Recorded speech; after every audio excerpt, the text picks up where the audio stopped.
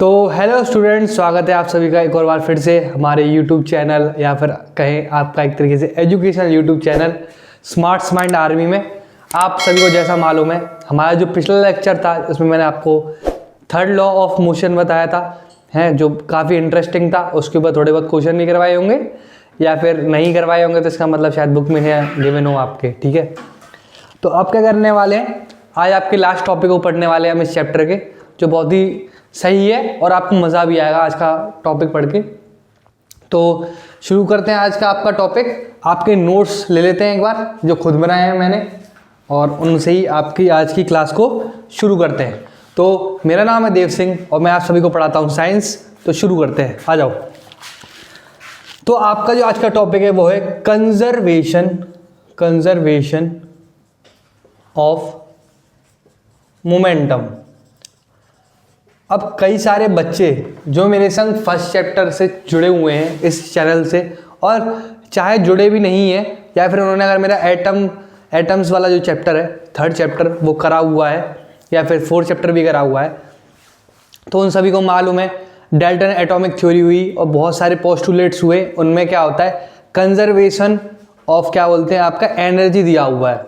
तो जैसा आपका कंजर्वेशन ऑफ एनर्जी है, उसी की तरह क्या है आपका एक तरीके से कंजर्वेशन ऑफ मोमेंटम है फिजिक्स में। ठीक है, तो आप सभी को मालूम है कि कंजर्वेशन ऑफ एनर्जी क्या होती है। अगर सभी को मालूम है तो एक बार क्या करो, वीडियो पॉज करो और नीचे एक बार अच्छे से कमेंट में लिख दो कि कंजर्वेशन ऑफ एनर्जी क्या होती है। ठीक है, प्रॉपरली है।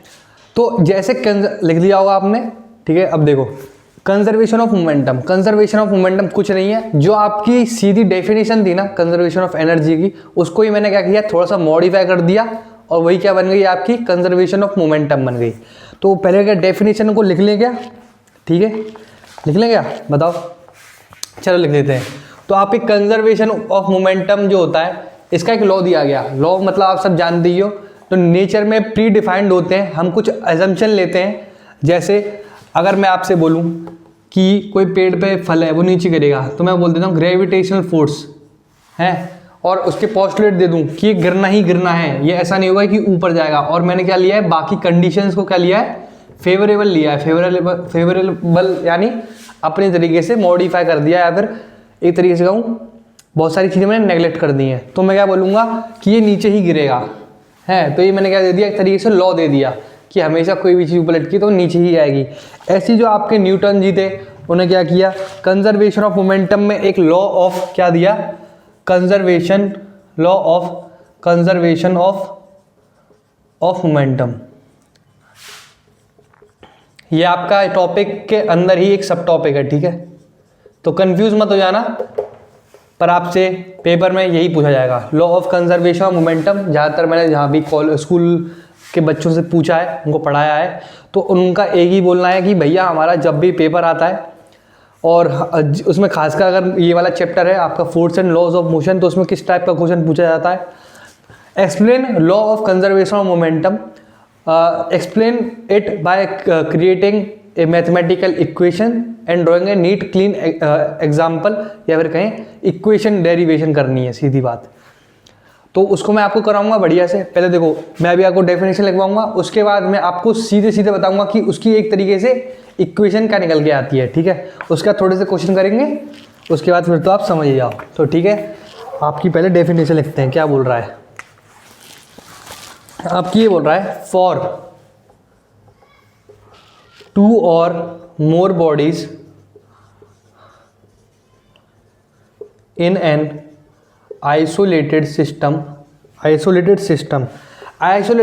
का क्या मतलब है आप सबको मैं अभी बताऊंगा। ठीक है, पहले आप लिख लीजिए, acting upon each other their total momentum remains constant unless an external force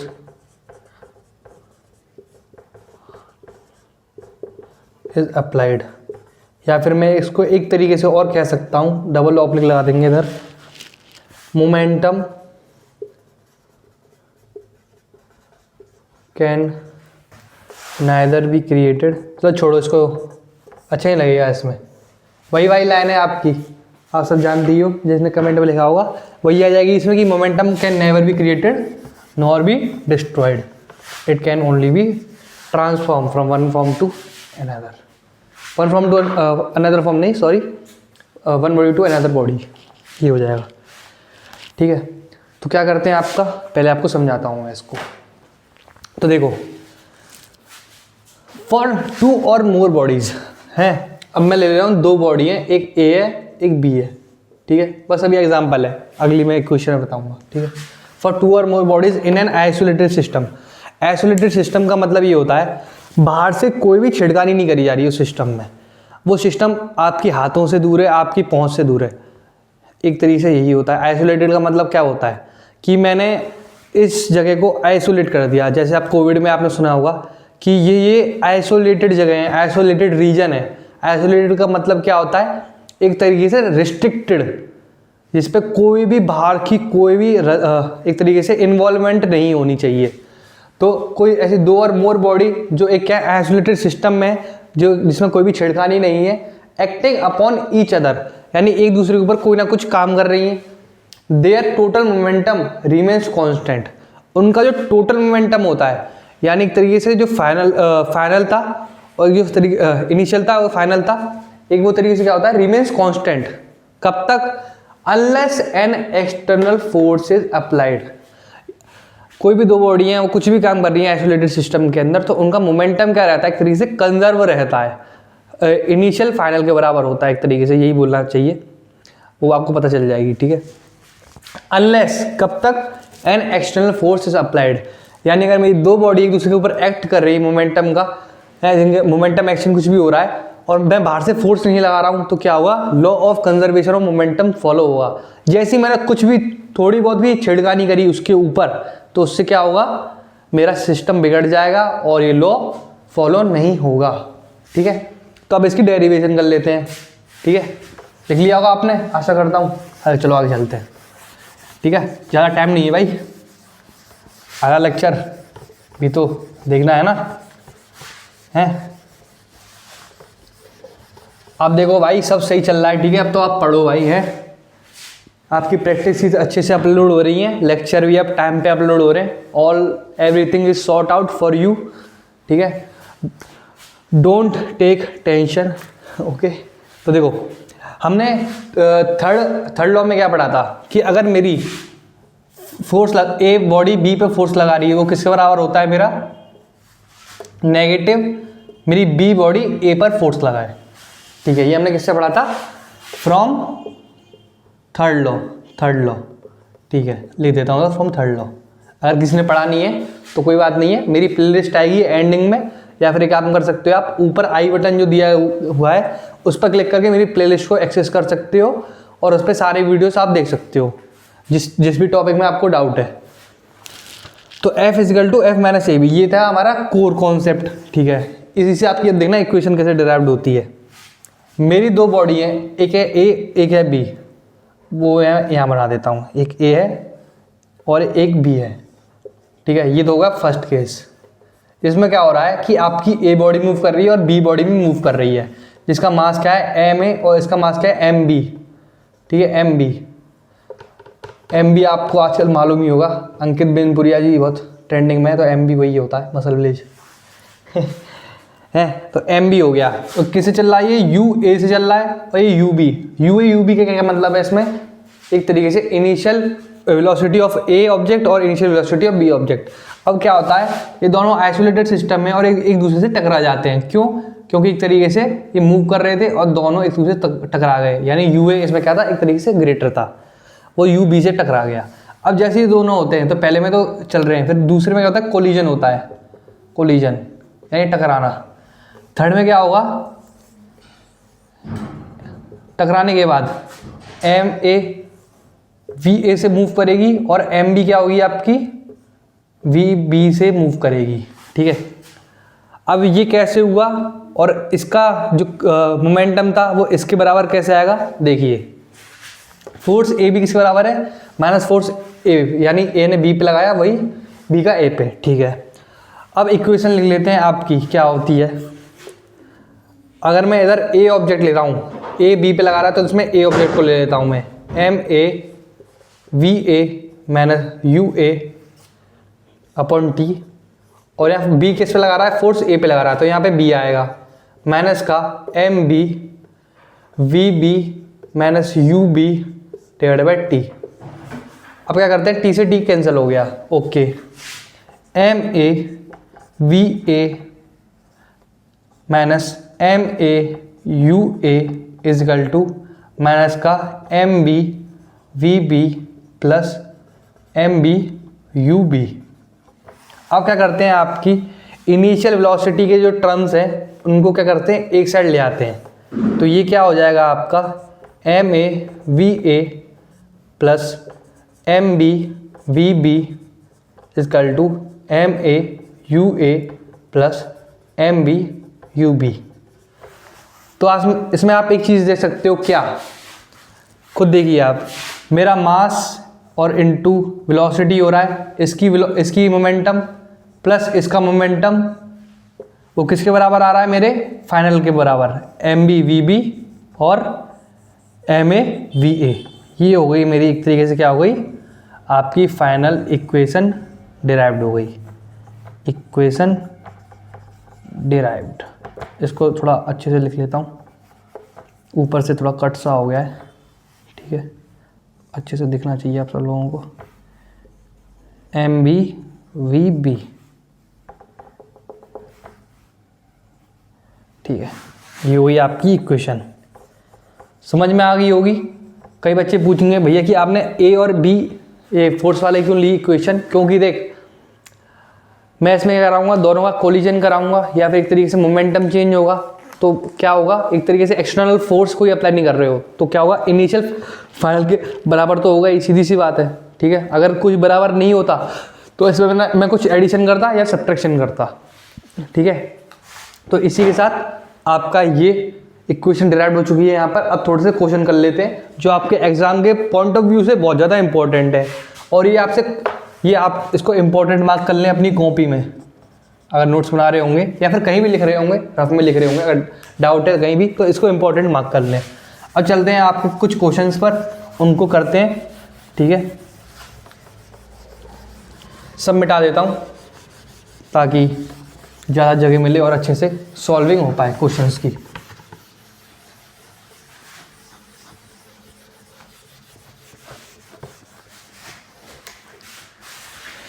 आ जाओ। तो देखो आपका क्वेश्चन कौन सा है, अब एग्जाम्पल 9.6। आप सभी को मालूम है मैं एग्जाम्पल करवाता हूँ, अगर आपको अलग से क्वेश्चन चाहिए तो मैं वो भी करवा दूंगा, पर उसके लिए मैं आपको प्रैक्टिस शीट प्रोवाइड करता हूँ जिसको आपको खुद को सॉल्व करना पड़ता है, उसके बाद ही मैं आपको बताऊँगा उस चीज़ों को। तो एग्जाम्पल 9.6 क्या बोल रहा है, अ बुलेट ऑफ मास, मैं लिख रहा हूँ उसको M B 20 gram is horizontally fire with velocity, horizontal में फायर की गई है, वेलोसिटी क्या है बुलेट की 150 metre per second from A pistol. अब पिस्टल का मास कितना है, जिसके अंदर ये गोली थी उसको हम कह रहे हैं 2 kg। अच्छा, तो इसने क्या बोला है कि रिकॉइल वेलोसिटी वी रिकॉइल क्या होगी। अब देखो बहुत सी जगह पे पूछते हैं रिकॉइल वेलोसिटी होती क्या है, पहले मैं आपको बताऊँ रिकॉइल वेलोसिटी होती क्या है। जब भी आप किसी गन को फायर करते हो तो आपने देखा होगा एक तरीके से जब वो फायर होती है तो एक पीछे की साइड झटका सा लगता है, आपको जर्क सा महसूस होता है। तो वो जब पीछे की साइड लगती है वेलोसिटी आपकी, उसी हम क्या तरीके से क्या कह देते हैं, रिकॉइल वेलोसिटी कह देते हैं। रिकॉइल यानी जब आपने गन फायर करी तो उस प्रोसेस को क्या बोलते हैं हम, रिकॉइल, और जो उसमें वेलोसिटी प्रोड्यूस होती है उसको हम क्या कह देते हैं, रिकॉइल वेलोसिटी, ठीक है। तो देखो आपकी लॉ लगा देंगे आपका, जो अभी मैंने पढ़ा है आपको, law of conservation of momentum. तो एम ए या फिर एक तरीके से मैं कहूँ M B you B plus M P U P is equal to M B we B plus M P V P. अब देखो इसमें u ये दोनों टर्म क्या हो जाएंगे, एक तरीके से आपके 0 हो जाएंगे, ठीक है। तो एक तरीके से क्या आ गया आपका और मैं ज़ीरो क्यों होंगे, क्योंकि मेरी इनिशियल वेलोसिटी ज़ीरो है दोनों केस में। जब आप फायर करोगे तब उसकी वेलोसिटी अटेन करेगी, इनिशियली तो रेस्ट पे ही थी। ये हो गया। मैंने इसका M B we B equal to M P, इसको मैं लिख देता हूँ V recoil R, V recoil V R. तो मैंने इसका 20 ग्राम, इसको मैं कर देता हूँ 1000 से डिवाइड केजी के लिए, ये हो गया 150 metre per second. M P क्या हो गया आपका 2 kg और वी आर आपका ये, तो इसको डिवाइड करेंगे, ये हो गया आपका 50, आपका 5 से करेंगे तो 30 और 10 और एक और बार कर देते हैं तो ये होगा 3। वी आर आ गया आपका माइनस का 3/2। एक बार देख लेते हैं कोई गलती तो नहीं हुई है। 4 ना सॉरी थोड़ी सी गलती हुई है।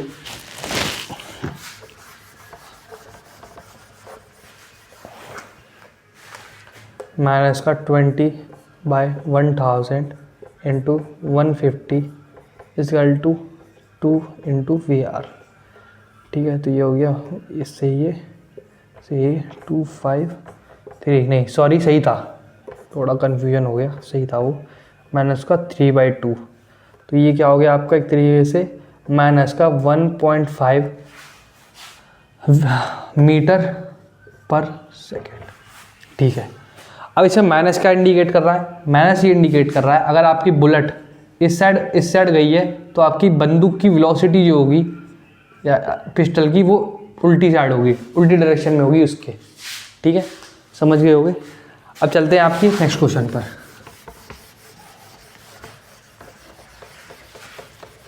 आपका एग्जांपल क्या है 9.7, देखते हैं और सॉल्व करते हैं।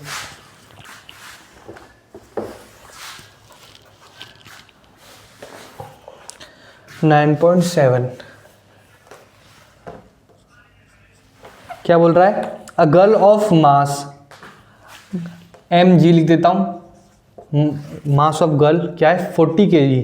ठीक है, jumps with a horizontal velocity of 5 metre per second, 5 metre per second. ठीक है, on to a stationary cart with a frictionless wheel, यानी मेरा फ्रिक्शन फोर्स क्या हो गया, फ्रिक्शन फोर्स उसके बारे में बताऊंगा आपको। फ्रिक्शन फोर्स आपका हो गया 0। फ्रिक्शन फोर्स कुछ नहीं है, जो आपका अपोज करता है फोर्स, एक तरीके से जब आप चलते हो कोई भी सरफेस के इंटरेक्शन के बीच में जो फोर्स लगता है, रिपल्सिव फोर्स, उसको हम क्या बोलते हैं, फ्रिक्शन बोलते हैं। ठीक है, तो देखो आप क्या कर रहे हैं, क्वेश्चन पढ़ते हैं। Frictionless wheel, the mass of cart is 3 kg। Cart का जो मास है वो क्या है आपका 3 kg। ओके, और what is her velocity as the cart starts moving, यानी ये बोल रहा है अगर कार्ट की इनिशियल वेलोसिटी UC 0 थी तो क्या बोल रहा है, the velocity as a start carts moving, what is her velocity. अच्छा, तो ये पूछ रहा है गर्ल की वेलोसिटी क्या होगी जब कार्ट क्या करेगी, मूव करेगी। अच्छा, बहुत आसान है। Assume that there is no external unbalanced force working on it, तो यानी एक तरीके से ये क्या हुई आपकी इनिशियल वेलोसिटी हो गई जो उसने जस्ट स्टार्टिंग में करी थी। ठीक है, बहुत आसान हो गया क्वेश्चन, वही लगा देंगे इसमें, लॉ ऑफ आपका कंजर्वेशन। तो देखो आप प्रोसेस पे ध्यान दीजिएगा, पहले प्रोसेस में क्या हो रहा है, लड़की अभी खाली खड़ी हुई थी और यहाँ इधर एक कार्ट थी। ठीक है, बाद में क्या हो रहा है प्रोसेस में, वो कार्ट के ऊपर ही जाके क्या हो गई है, खड़ी हो गई है, यानी मेरा एक सिस्टम में आ गए। पहले वो 2 अलग बॉडीज थी, अब वो क्या हो गई है, एक ही सिस्टम में आ गई है। तो मेरे को क्या करना पड़ेगा, P इनिशियल किसके बराबर करने का, P final. Okay, P initial क्या हो गया आपका mg UG plus MC cart का और UC plus equal to mg VG plus आपका एक ही वेलोसिटी होगी दोनों की, mg plus MC into V। तो ये क्या हो गया आपका 40 इंटू 5 प्लस MC क्या हो गया आपका 3 इंटू 0। और mg क्या हो गया आपका 40 + 3 इंटू v जो आपका निकालना है vg v ऑफ गर्ल या फिर v of girl with cart, दोनों एक ही बात है। तो ये हो गया आपका 43 vg इजिकल टू ये हो गया 200 और vg आपका क्या आ गया 200/43। बहुत ही गंदा आंसर आया, पहले देख लेते हैं, एक बार चेक कर लेते हैं कि सही है कि नहीं। हाँ, तो आपका आंसर बिल्कुल सही है, करेक्ट है। इसका कैलकुलेशन है 4.65 मीटर पर सेकेंड। अब बहुत से बच्चे मैं बताऊँ कहाँ कन्फ्यूज हुए होंगे कि भैया ये आपने ये क्या किया है, ये इस लाइन में क्या किया है। कुछ नहीं किया है, देख भाई सुन, मैंने जो तेरे को लॉ ऑफ कंजर्वेशन पढ़ाया था उसमें क्या था, दो बॉडी अलग चल रही हैं, फिर कोलाइड हुई, फिर से अलग हो गई। पर इसमें क्या हो रहा है, दो चीज़ें अलग चल रही हैं, वो एक साथ मिल गई, फिर वो मिल ही रह गई, यानी एक तरीके से गई, एक ही सिस्टम बन गई, वो अलग नहीं रही, एक ही सिस्टम बन गई। तो उससे क्या होगा, मास एडिशन हो गया। अब जैसे मैं बताऊंगा आपको, एग्जांपल दूं क्या, हाँ, आप चल रहे हो, ट्रेन की वेलोसिटी अलग है, आपकी वेलोसिटी अलग है। आप जैसे ट्रेन पे चढ़ोगे आपकी भी वेलोसिटी वही हो गई और ट्रेन की भी वेलोसिटी वही हो गई। यही होता है, आप खुद देखना। वैसे बहुत गंदा एग्जांपल है दिमाग में, पर आपको बता देता हूँ, चलो कोई दिक्कत नहीं है। आप खुद सोचो, जब आप कभी भी किसी चीज़ से कूद जाओगे, ऐसे अगर ट्रेन से अगर आप कभी कूदोगे ना तो होता है ऐसा, या फिर गाड़ी से भी कूदोगे कुछ करोगे, तो आप थोड़ी देर तक उसी की वेलोसिटी में रहते हो। ऐसा क्यों होता है, क्योंकि आप दोनों की सेम वेलोसिटी रहती है। तो उसमें क्या होता है, मास एडिशन हो जाता है आपका सिस्टम का, ठीक है। तो आपका ये आंसर सही आ गया। अब चलते हैं आपके आखिरी एग्जाम्पल पर, या फिर सेकंड लास्ट एग्जाम्पल है, हाँ सेकंड लास्ट सॉरी, नहीं लास्ट ही है, लास्ट एग्जाम्पल पर, ठीक है। इसको ख़त्म करके फिर आपका आज का जो चैप्टर है ये वाला force and laws of motion ख़त्म करेंगे।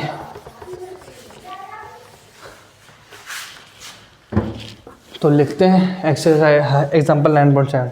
Two hockey players of opposite team while trying to hit a hockey ball on the ground collide and immediately become entangled, यानी एक तरीके से कोलाइड हो गए हैं, लग गई दोनों की। One has a mass of 60 kg, एक का मास कितना है 60 kg, m1 लिख देता हूँ मैं इसको, m1 60 kg, ओके। और वॉज मूविंग विद वेलोसिटी कितनी है उसकी 5 metre per second, while other has a mass m2 कितना है, m2 है 55 kg, फास्टर देन वेलोसिटी उसकी कितनी है, ज़्यादा है थोड़ी सी, 6 मीटर पर सेकेंड, ठीक है। Towards first player, in which direction and what velocity will the move after become entangled, assume that frictional force acting between feet two players ground is negligible.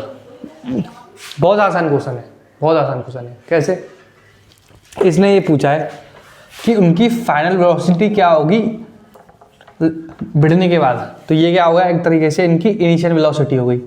ऐसे भी कर सकते हो, ठीक है। अगर मालूम ना पड़े इनिशियल वेलोसिटी तो खुद क्वेश्चन भी बोल देता कभी कभी कि प्रोसेस के बाद वाली वेलोसिटी दिखा तो बस उसने यही पूछ लिया कि प्लेयर 1 की कितनी वेलोसिटी होगी और प्लेयर V2 की कितनी वेलोसिटी होगी जब वो दोनों एक दूसरे से टकरा जाएंगे। जहाँ तक यही दे रखा होगा क्वेश्चन में, इंटेंगल, ओ सॉरी,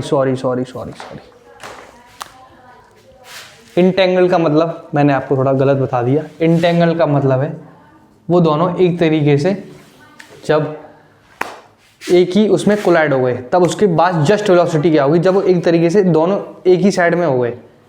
यानी अगर दूसरा प्लेयर ए ले जा रहा है इस साइड और बी इस साइड ले जा रहा है और दोनों मिल गए एक साइड की तरफ, तो कितनी एक तरीके से होगी आपकी, जैसे दो एक इधर आ रहा है एक इधर आ रहा है, मिल गए सामने, तो थोड़ी देर के लिए जो सेम मास रहेगा तो कितना होगा, v पूछा उसने, v फाइनल एक तरीके से। तो क्या करते हैं वही लगा देते हैं, आपका पिछले वाले कुछ नहीं तरह है बिल्कुल ये same, m2u2 equal to m1 plus m2 equal to vf। m1 क्या होगा 60 into 5 plus 55 into 6 equal to 60 plus 55 divide by vf। vf क्या आ गया आपका एक तरीके से 60 इंटू 5 यानी 300 प्लस आपका हो गया 63 कैरी और 33 ओके, और डिवाइड बाय 5 और 11 115 तो हो गया आपका 03630,155। इसको डिवाइड कर देते हैं 5 से, तो हो गया 5 आपका 2 3 और ये आ गया आपका 5 1 13 2 13 और 2 122/23। देख लेते हैं आंसर।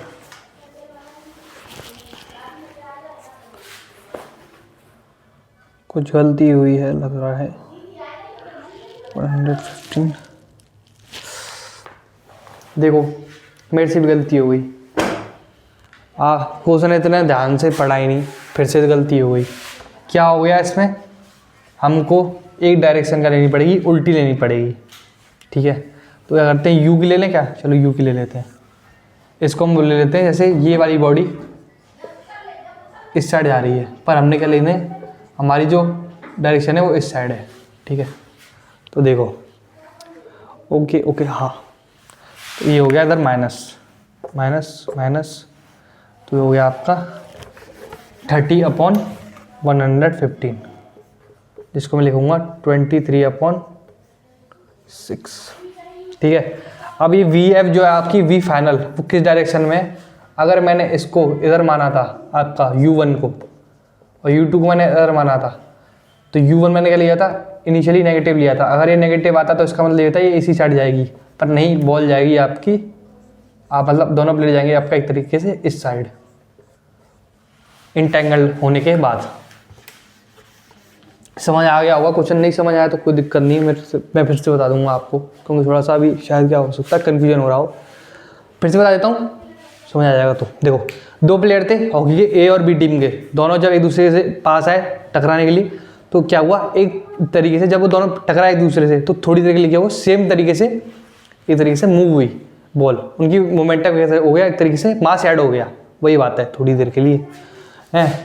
तो किस डायरेक्शन में होगा वो, कितनी वेलोसिटी होगी, बस उसने ये पूछा क्वेश्चन में, तो हमने वेलोसिटी निकाल ली है और डायरेक्शन उसकी किसकी साइड होगी, along player B, along player B. ठीक है, समझ आ गया होगा आपको, आशा करता हूँ। इसी के साथ आपका force and laws of motion chapter समाप्त होता है यहीं पर। ठीक है, हम कोशिश करूँगा कि आपके जल्दी चैप्टरों को ख़त्म कराया जाए, क्योंकि आपके जल्दी ही पेपर है, फरवरी मार्च के आसपास मैंने सुना है आपका, तो फरवरी आपकी आई गई बस, और मार्च के पेपर है, तो यानी 1 महीने में आपका कोर्स खत्म करवाना है। बहुत ही एक्टिव शेड्यूल होगा, पर मैं पूरी ट्राई करूँगा आपके जल्द ही इन चैप्टरों को ख़त्म कर दूँ। ठीक है, तो सभी को मेरी तरफ से बहुत बहुत बड़ा धन्यवाद, थैंक यू भाई। आप यहाँ आए, आपने चैप्टर पढ़ा, नोट सुनाए, कुछ तो सीखा होगा। ठीक है, तो मिलते हैं फिर आपसे नेक्स्ट लेक्चर में, तब तक के लिए see you, tata, good bye and Radhe Radhe.